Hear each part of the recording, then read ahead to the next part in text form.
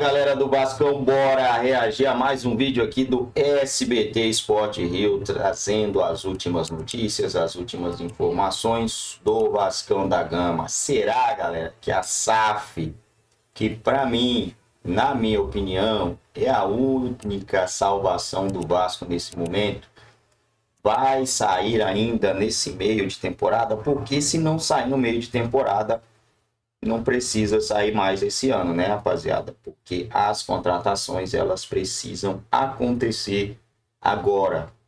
Ah, o Fernando Diniz é fraco. Eu nunca fui a favor do Fernando Diniz no Vasco, né? Eu acho que ele não tem as características para o elenco que o Vasco tem. Eu não sei o que vai ser feito, mas se continuar nessa draga aí, a situação vai ficar complicada. O Vasco enfrenta o Grêmio, é vencível, é 3 pontos na conta, mas do jeito que as coisas andam, né? Vamos ver, vamos ver. Depois do que aconteceu com o Vasco, não vou ficar falando sobre isso. Repetindo, o povo já sabe, você já sabe. Todo mundo já sabe, tá? Ah, tem gente que não pode saber. Vou ter que falar, Dani. O Vasco estava Sul-Americana, né? Passamos até aqui no SBT. Sim. E aí foi uma goleada pro Independente Del Valle na competição, tá? Agora vai encarar o Grêmio no sábado com mais uma preocupação na bagagem. O Vasco é o time mais vazado da Série A. São 44 gols sofridos. Lucas Pedrosa. E eu tava vendo o Carille ontem com um plano defensivo, não toma gol, né? E no Vasco não era assim. Não, ele tentava fazer aquilo que ele nunca fez na vida dele. O quê? Ele tentava jogar. E ele não é esse cara. Ele é o cara que realmente monta grandes sistemas defensivos e tenta, obviamente, numa bolinha, ferir o adversário. No Vasco ele queria ser o Guardiola. Não deu certo, né? E olha que o Vasco tem o Léo Jardim, tá? Tem o Léo Jardim, tem um goleiro que é, pra mim, o melhor goleiro do Brasil. Se não é o melhor, tá entre os 3, sem dúvida alguma. E mesmo assim tem números horrorosos. Isso mostra, como a gente vem falando aqui, como o João Vitor prejudica o time, como o Hugo Moura prejudica o time, como o Lucas Piton nessa temporada também tem prejudicado o time nessa parte defensiva. Porque o Paulo Henrique, quando eu falei aqui da linha de zaga inteira, o Paulo Henrique, por exemplo, é um cara que tem os maiores duelos vencidos no futebol brasileiro. Então, assim, é um cara que também tenta melhorar esse sistema de recomposição. E isso é um claro sinal de alerta para a diretoria, que precisa contratar zagueiro, que precisa contratar volante que tenha a intensidade que é necessário, que na lateral esquerda o Lucas Piton talvez esteja precisando de um banco. Então o Vasco tem que melhorar muito defensivamente, começar a não perder para depois pensar em vencer. A verdade, Vene, que não é só o banco, né? O Vasco, chegou o Diniz e realmente deu uma cara pro Vasco. E tá tudo bem, é isso aí. Um dia vai ganhar, um dia vai perder. Eu falei ontem, esse recorte dos 2 jogos não é o recorte, não vai ser o que vai acontecer a temporada inteira, né? Foram coisas absolutamente específicas que aconteceram nas 2 partidas. Mas também é muita coisa ainda para melhorar no Vasco. E essa questão defensiva, ela não é de hoje.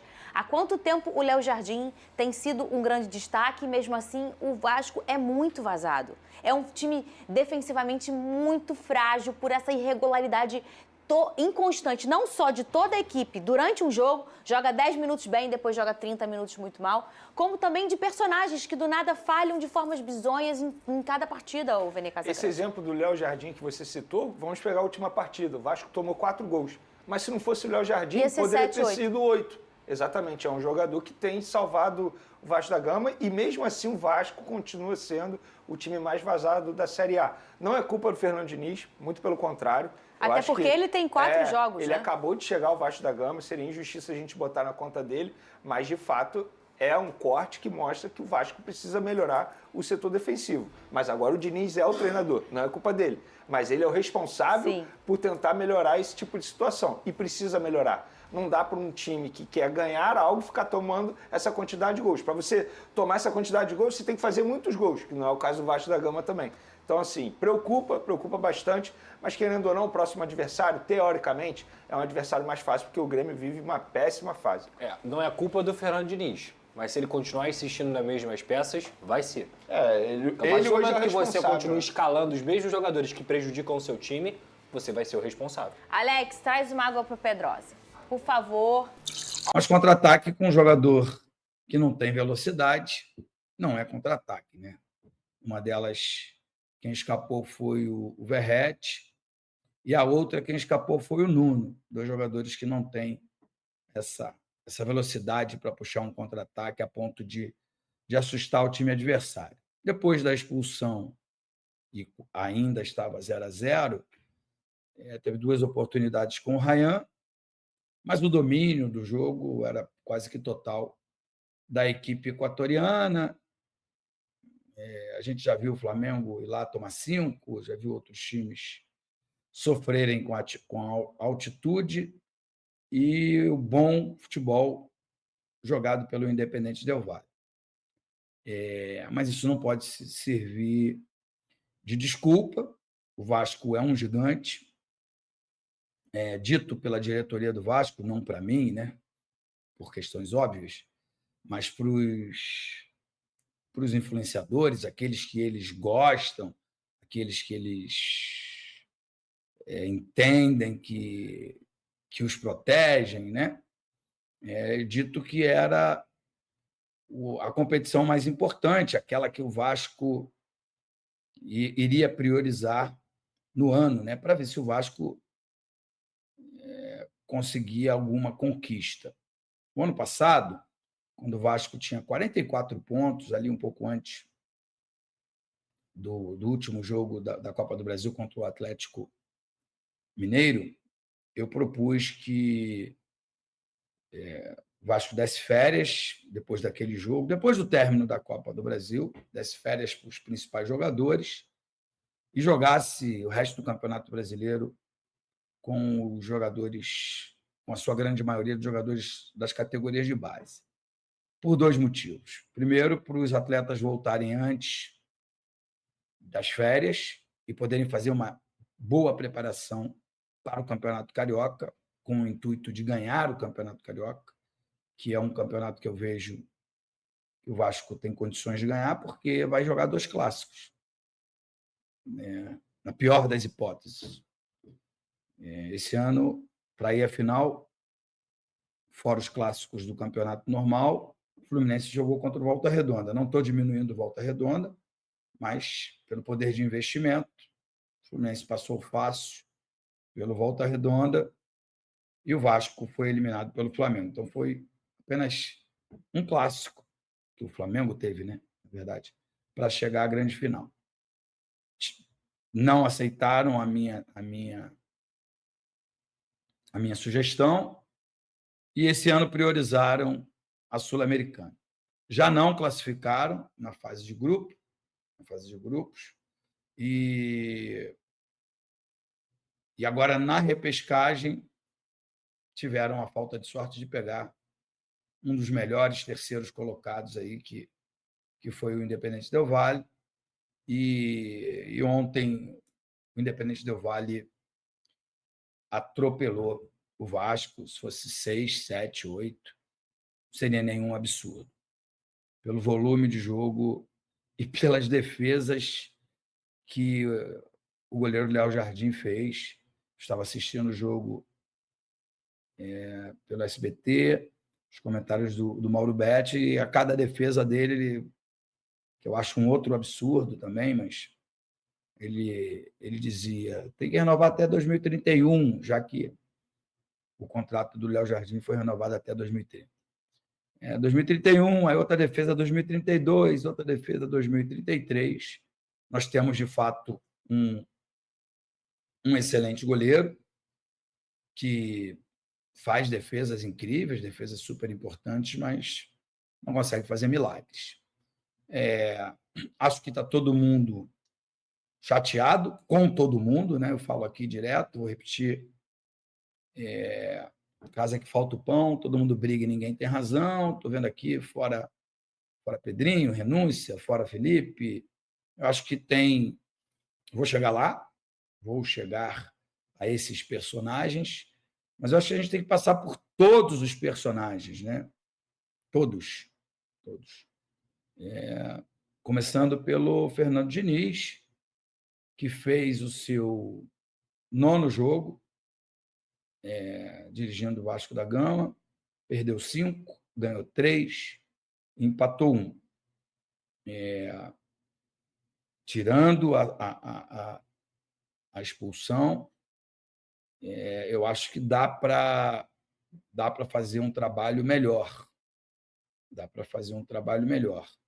Principalmente porque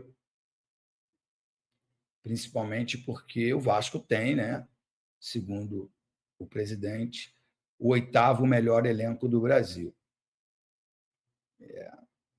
Eu acho que não é, mas isso foi dito pelo presidente e ele foi escolhido por Deus, a gente não pode desmenti-lo, né? Senão ele bloqueia.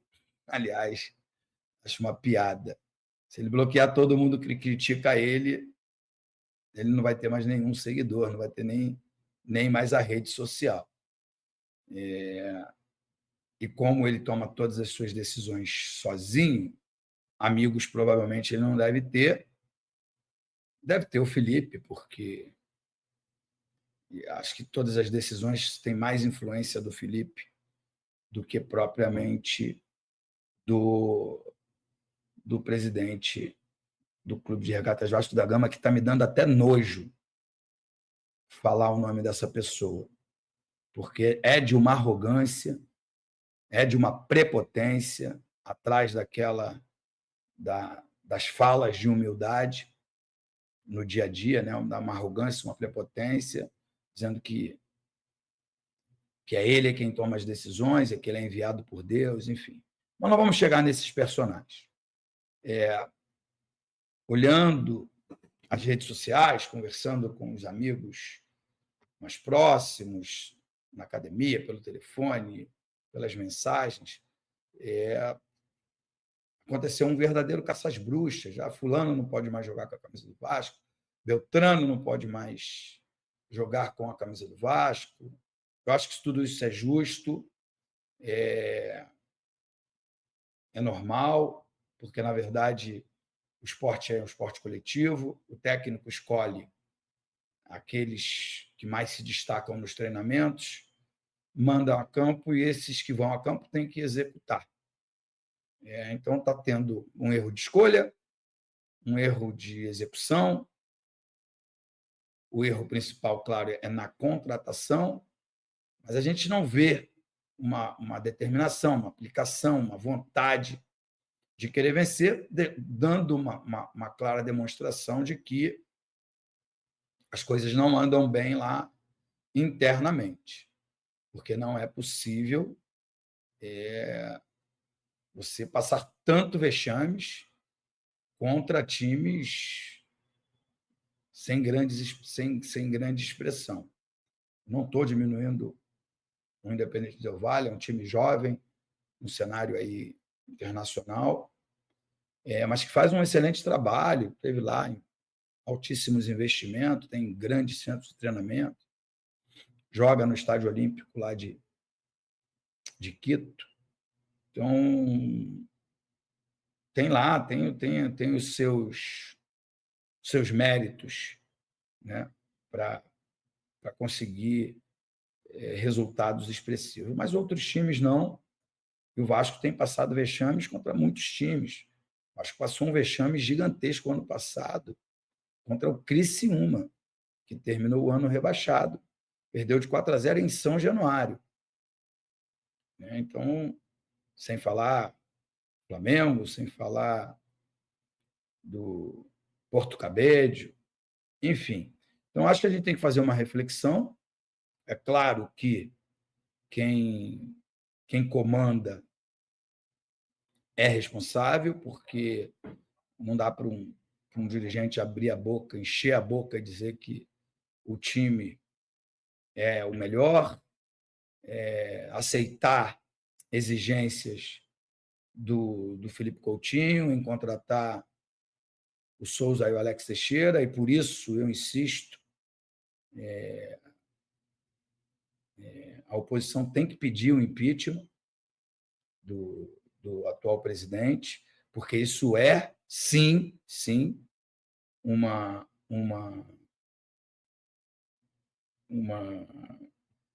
administração temerária, porque o Souza não ganhava menos de R$300 mil, o Alex Teixeira não ganha menos de R$300 mil. Então, é dinheiro do clube, dinheiro dos torcedores que está sendo jogado fora. O Léo Jardim também, né, na figura do seu empresário, também exigiu a contratação do Thiago Mendes, que não tem.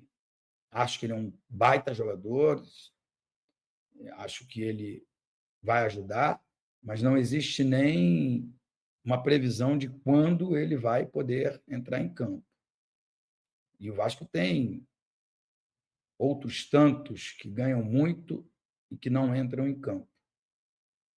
Então, isso é, na minha opinião, uma administração completamente errada, temerária e que pode levar o clube ao caos financeiro. Bom, galera do Vascão, é isso aí, né, rapaziada? Situação bem complicada do Vasco, bem caótica mesmo. A gente fica se perguntando por que nada é feito, por que não tem ninguém mostrando nada, correndo atrás. Eu acho que o Vasco, ele se esconde demais, né?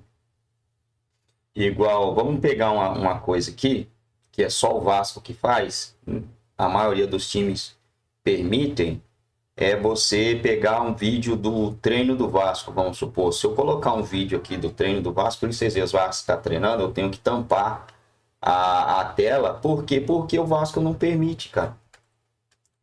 Não permite. Todo mundo, todos os times permitem você pegar um pedacinho ali e colocar na tela para ver um treinamento, alguma coisa, você fazer um compiladinho ali para reagir e tal.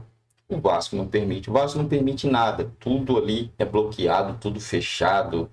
Tem hora que eu acho que, pô, a falta de transparência. Se isso não mudar, cara, o Vasco precisa se mostrar mais, né, mano? Precisa se mostrar mais, precisa dialogar mais com o seu torcedor, com o repórter, com o público.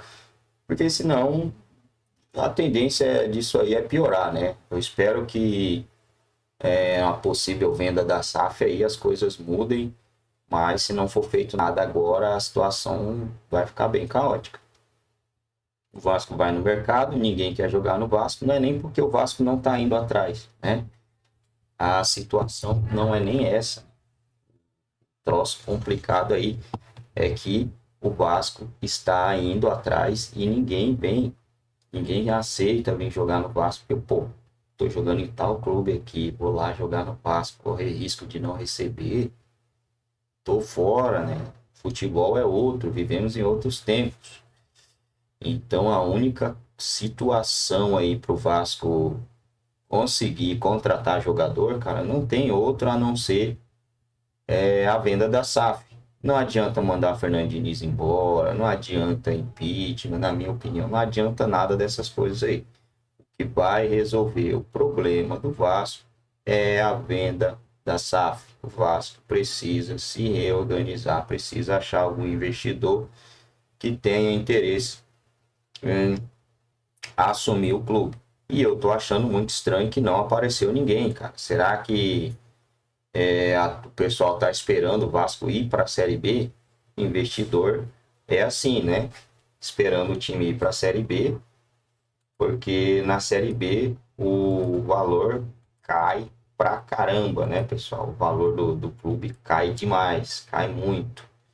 E o investidor é isso aí, galera, né? Os caras estão esperando uma promoção, está esperando comprar o ativo em baixa, né? Ninguém quer comprar nada na alta. Mas vamos torcer para que o Vasco não seja rebaixado, né? Se o Vasco for rebaixado, aí a situação sobe, que aí vai alguém lá, compra, no outro ano sobe, mas, cara, é vexame, né, mano? É vexame, é vexatório o torcedor ver o Vasco na Série B. Novamente, a arrecadação cai lá embaixo, cara, diminui aí, eu acho que uns 80%, né, a arrecadação. Patrocínio vai à lona, o Vasco não joga Copa do Brasil, o Vasco não joga Sul-Americana, não participa de nada. E aí é dinheiro que vai pro ralo de todas as formas. Então o Vasco precisa se manter na Série A e precisa convencer aí algum investidor de que esse time é muito grande, tem uma torcida muito grande, que vai valer a pena esse cara adquirir esse clube. O cara comprou o Botafogo, mano. Tá feliz. Imagina se esse cara tivesse comprado o Vasco. Com todo respeito ao Botafogo.